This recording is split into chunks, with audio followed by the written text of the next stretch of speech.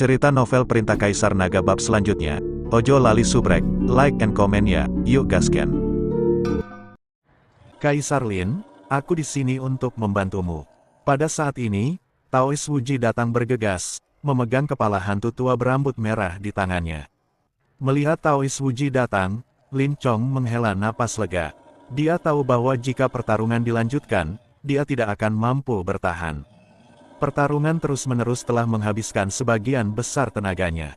Tuan, berhati-hatilah, roh jahat anak ini sangat kuat, dan Tuan harus waspada terhadap tipu dayanya yang kotor. Lin Chong memberi instruksi pada Taois Wuji.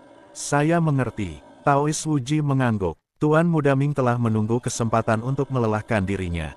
Sekarang, meskipun Taois Wuji telah membunuh hantu tua berambut merah, dia pasti telah menghabiskan banyak kekuatannya. Satu lagi yang mencari kematian, hebat. Tuan Muda Ming tertawa mengejek.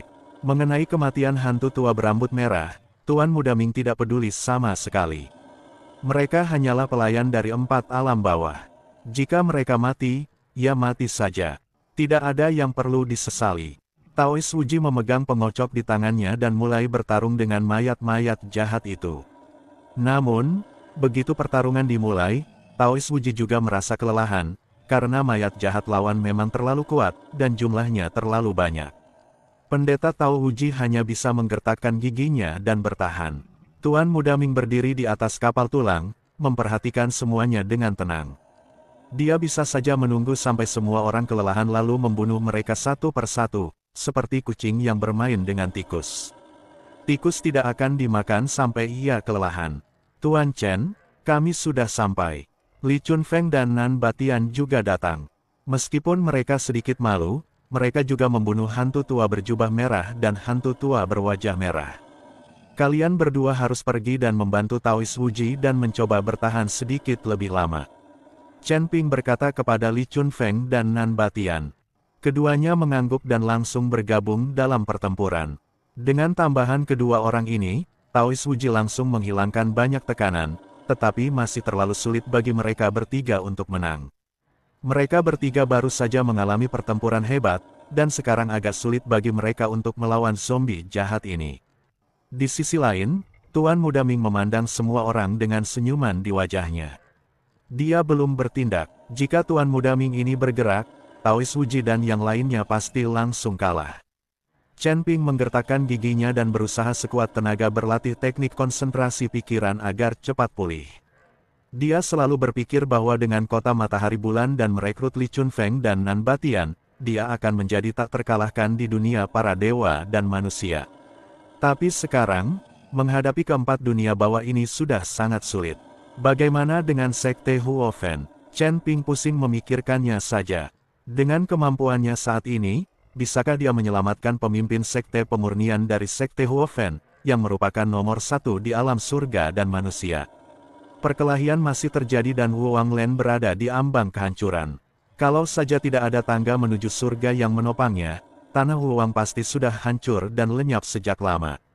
Pada saat ini, di ujung tangga, seorang pemuda berusia 17 atau 18 tahun, memegang pedang di tangannya, sedang duduk di anak tangga terakhir.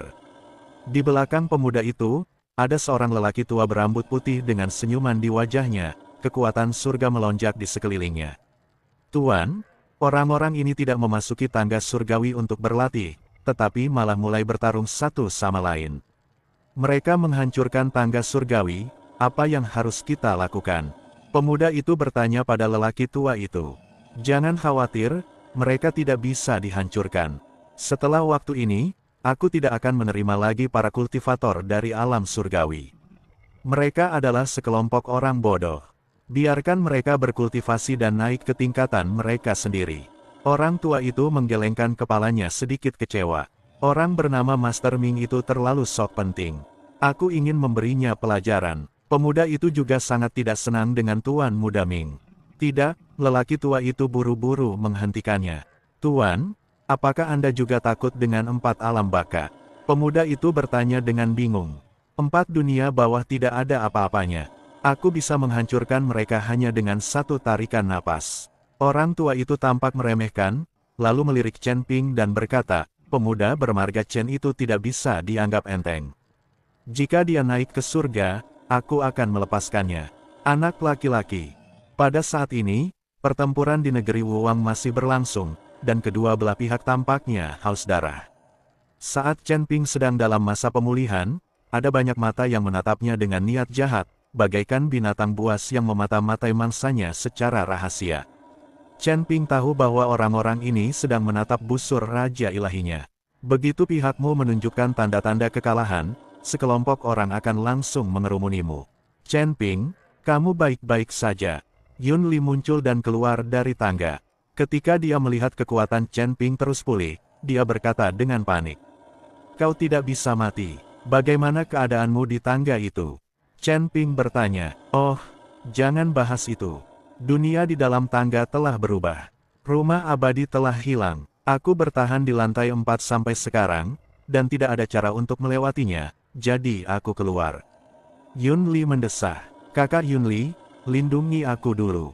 Aku harus cepat pulih. Ada banyak orang di sekitar sini yang menatapku dengan penuh nafsu.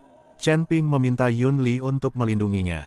Jika tidak, jika seseorang menyerang Anda saat Anda sedang dalam pemulihan, Anda akan mendapat masalah. Oke, Yun Li mengangguk. Tepat ketika Chen Ping pulih, Lin Kevan, Xuan Bin dan yang lainnya muncul bersama orang-orang dari kota Sun Mun.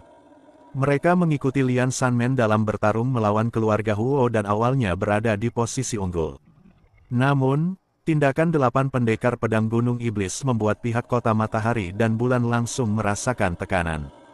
Dalam pertempuran ini, 5 biksu transformasi abadi tewas di kota Matahari dan Bulan, dan bahkan Chang Yue pun tewas di bawah pedang lawan.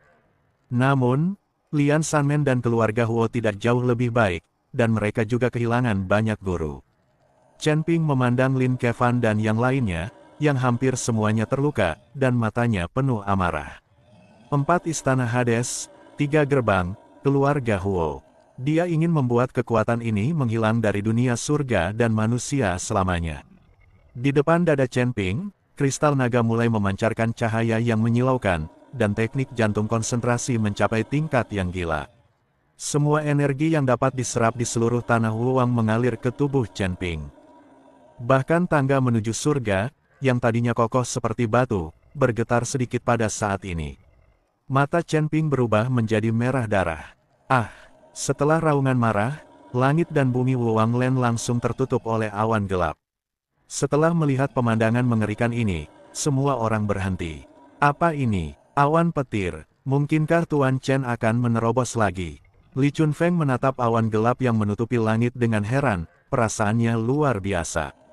Anda harus tahu bahwa Chen Ping baru saja membuat terobosan. Jika dia berhasil lagi sekarang, itu sungguh keterlaluan. Yun Li, Lin Kevan dan yang lainnya menatap Chen Ping dengan kaget. Pada saat ini, Chen Ping seperti orang gila, matanya merah, dan aura pembunuh yang haus darah di tubuhnya sepertinya ingin membantai seluruh dunia surga dan manusia. Tuan Muda Ming menatap dunia yang tiba-tiba menjadi gelap, dan alisnya sedikit berkerut. Ming Sao, apakah Chen Ping akan menerobos? Huo Zhenfeng bertanya dengan kaget saat dia merasakan awan guntur menutupi langit.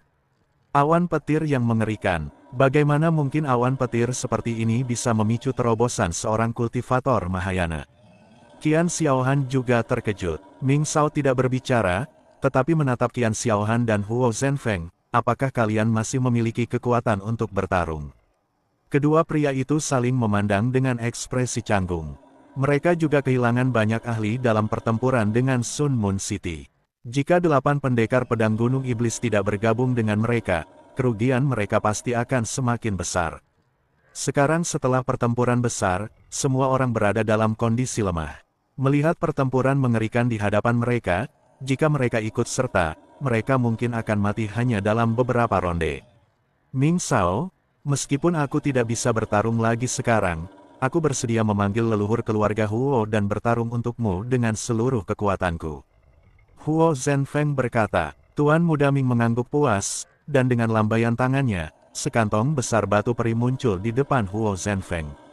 Di sini ada 500.000 batu roh abadi. Ada cukup sumber daya bagi mereka yang setia kepada 4 dunia bawah. Tuan Muda Ming berkata dengan cara yang sangat sok. Huo Zhenfeng mengambil tas penyimpanan itu dengan tangan gemetar, merasa amat gembira. Dengan 500.000 batu peri ini, keluarga Huo akan mampu melatih lebih banyak master untuk mencapai alam keabadian.